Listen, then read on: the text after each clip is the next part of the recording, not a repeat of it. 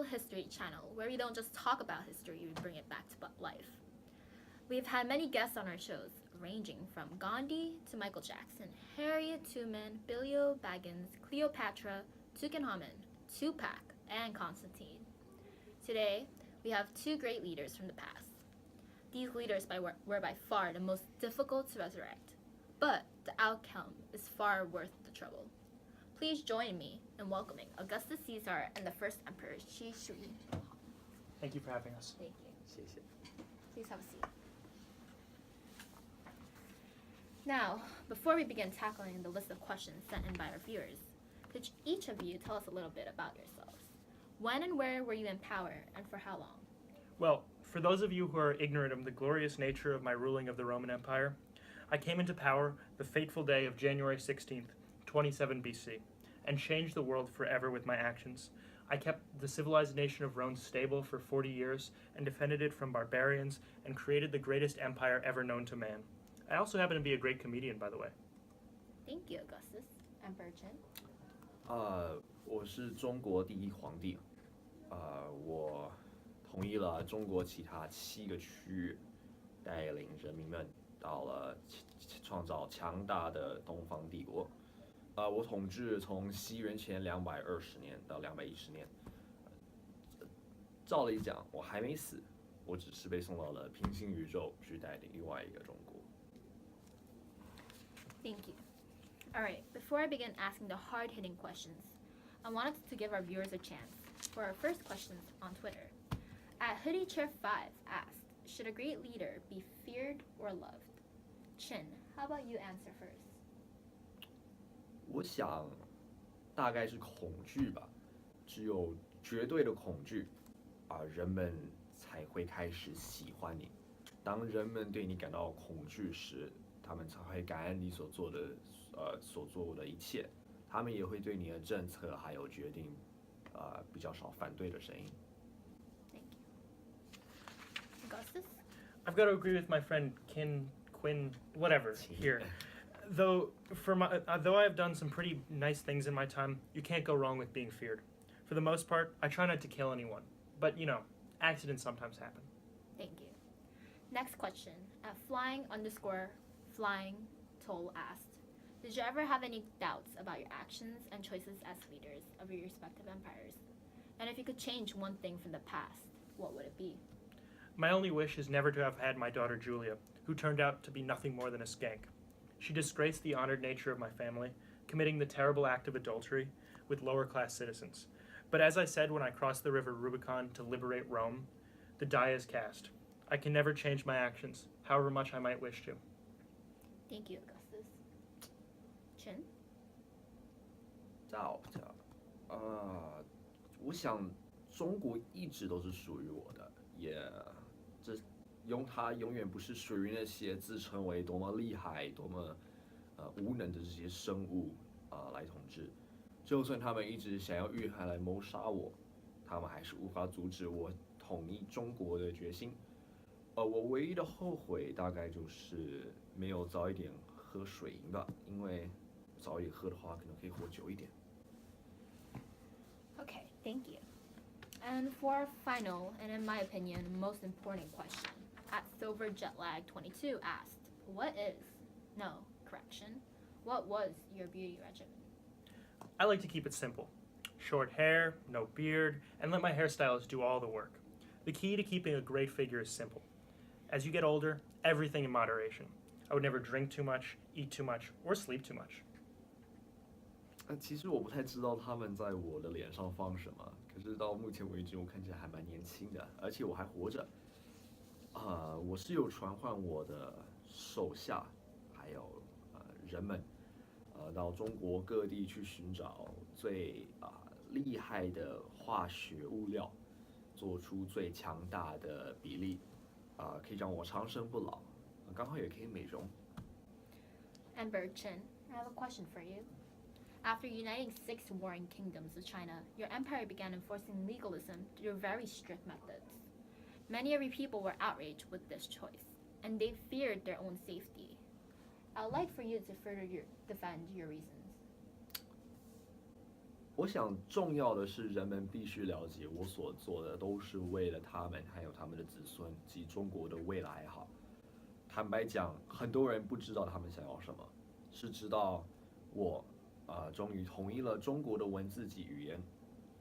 当人们开始学会了进学校，才变成读书人，真正的变成一个有教养的文化。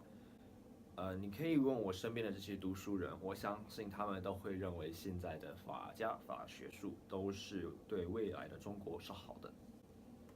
Thank you. Here's another question for the both of you. Do you believe that you are well liked by the majority of your citizens? If so, why? The people loved me because I loved them. I not only created for them a glorious empire for which they should be eternally grateful to me, but I also hosted fabulous games, provided them a constant supply of grains, and kept the empire safe from harm. I only wanted what was best for the people of Rome.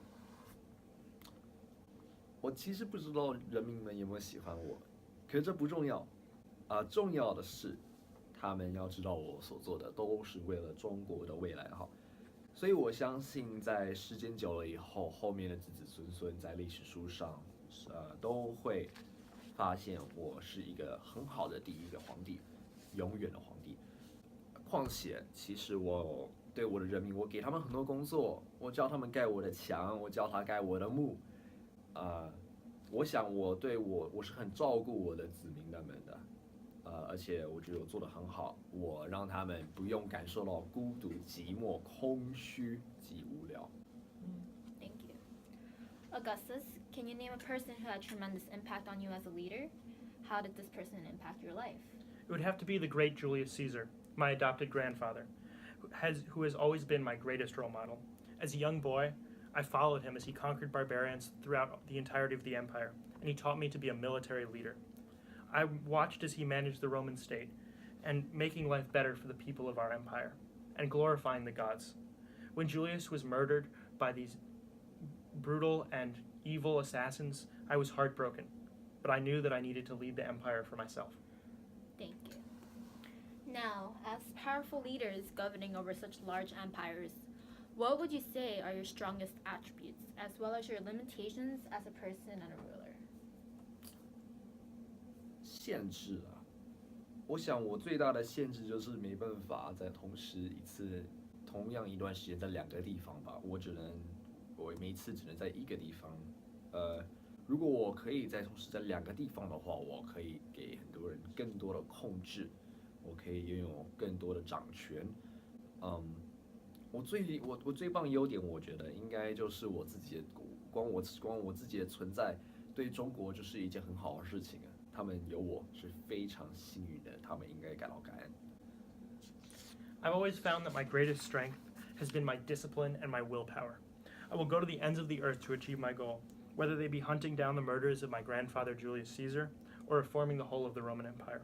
As for my weaknesses, I'm a god. I'm the son of Apollo. How could I have any weaknesses? Now, Augustus Caesar, how did your love for gambling impact your decision-making and risk-taking? Would you say that you're a gambler in life, or was it simply just a hobby? My empire was founded upon a gamble. I've always made risky decisions and put myself in positions where the result was only due to my skill and the willpower of the gods. I would say that I've always been a gambler, because nothing was ever achieved without some risk.